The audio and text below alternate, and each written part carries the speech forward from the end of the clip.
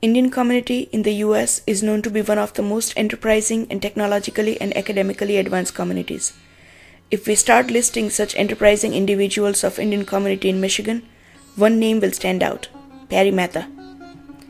He is known as Parimal Mehta among Indians and South Asians. Parimal Mehta is president and CEO of FutureNet Group.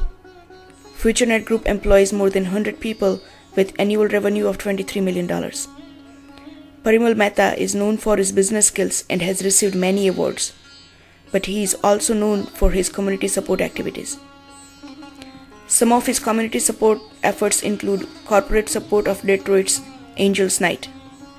He has worked with Detroit's Planning and Development Department to improve the living conditions for many senior citizens by contributing in-kind services for roofing, electrical, heating, ventilation, and air conditioning repairs. In addition, Pari Mehta's construction division renovated an abandoned apartment building, charging only for cost of materials. This apartment building is now used for rentals to teen mothers.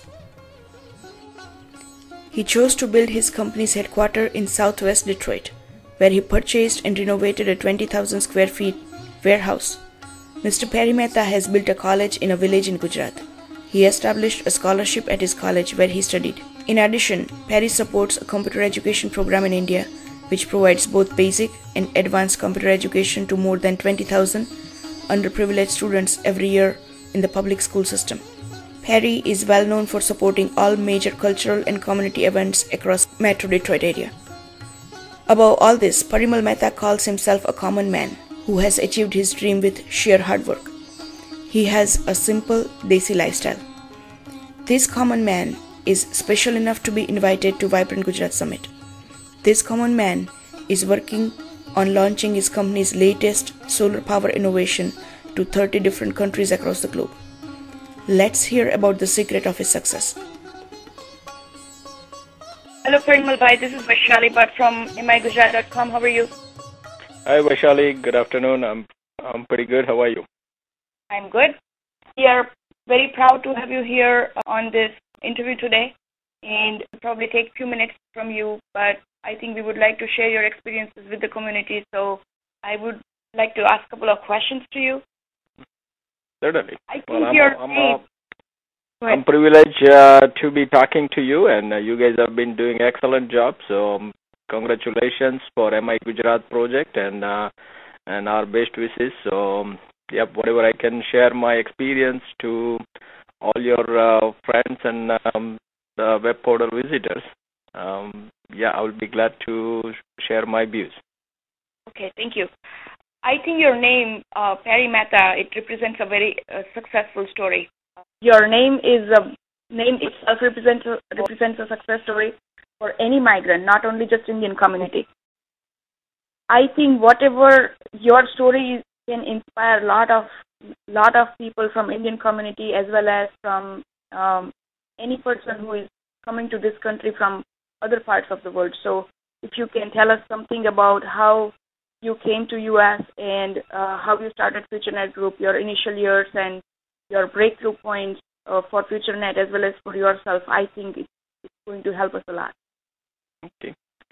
Well, I'm one of the ordinary Indian as well. Main thing is just been working pretty hard and kept my focus on what I think I have been doing pretty good. So that has been the secret of my success. Describing a little bit more in detail, just like several other Indians or other immigrants, I came here for my further studies. I did my master's degree in environmental engineering from Connecticut. I had my bachelor's degree in civil engineering from India, which I finished, and after a couple of years of civil engineering experience, I came here.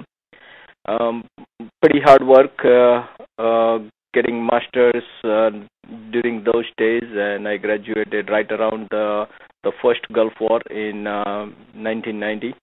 So the job market was tough, but I was successfully able to find a professional job in my field and was able to utilize my education. So it started very well. I didn't have to struggle too much after having a degree. So that put me in a right professional path. With hard work and learning what I should learn in the professional field, I climbed up from project engineer to the project manager to the office manager with my previous, the first employer.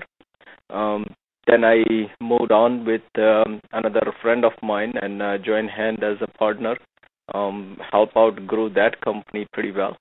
And during that particular time, the idea was to develop some level of a technology transfer company.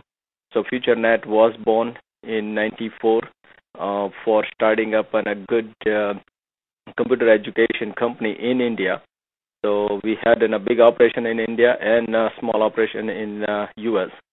And in about 2002, when I left from the previous company, started gave a rebirth to FutureNet and made decent size construction, environmental, and technology company. And currently, we have about 125 plus employees, 4 or 5 offices in US, but 2 offices in India, another 30 some people working in India. So it was a challenging, strugglesome path, but fortunately with hard work and focus, I was able to reach to this point. You also mentioned that you started as an engineer, and I think you are a leading contributor to one organization, American Society of Engineers of Indian Origin. Your contribution is very well recognized. Can you give us some more details about this organization as well as your contribution to it? Yes, what you indicated, that is true. I am by heart an engineer, not only professionally but personally. I act as an engineer as well. And so this organization, it's a nationwide organization, American Society of Engineers of Indian Origin, primarily established about 26 years ago. And since 2004, I have been involved with them. I was Michigan chapter president, and then I became a national president, and currently I am a national vice chairman. We have conducted several activities. In 2004, the annual convention was the biggest and the probably largest one in the history. We had about 900 people attended for a day and a half event. We do quite a bit of activities. Depending on this, the strength of the local chapter, the activities goes up and down. Currently, Michigan chapter had been a little bit on a quiet mode that we are trying to rejuvenate, and a few of our Indian engineer friends, they are picking up that lead. But nationally, we have very strong presence, chapters in California, Michigan, Washington, D.C., and Ohio are actively working very, very well, more than a couple thousand members and annual activities all over the country. Now, since you mentioned you are an engineer by heart, I think there is one more story to it. You, in your company, own 2 U.S. patents related to solar power and innovative environmental engineering. Tell us something about that. I think I have heard it's a very innovative idea, and you have some projects already planned for it. So give us some details on that. Yeah, that is true. I work with my very good friend. His name is Hamam Bhatta. He became a scientist and inventor of this technology. We call it as solar desalination technology. So we utilize the solar energy and convert any salty water like ocean water or brackish water and convert that into fresh water. And this all gets done by 100% solar energy. And this plant gets into the size of millions of gallons per day of capacity. That is our first pattern. The second pattern is once our plant reaches to a capacity to produce the desired quantity of water, we still will have enough solar energy available, and we utilize that excess solar energy and convert into electricity. And that is our second pattern. We call it as a solar thermal energy conversion system. These are obviously a very breakthrough technology. It has taken us about 10 years to get up to this point. the very first solar desalination plant is in the final stage of execution. It's in Surat, India. I selected that particular city because that is the college, the University of Sardar Vallabhbhai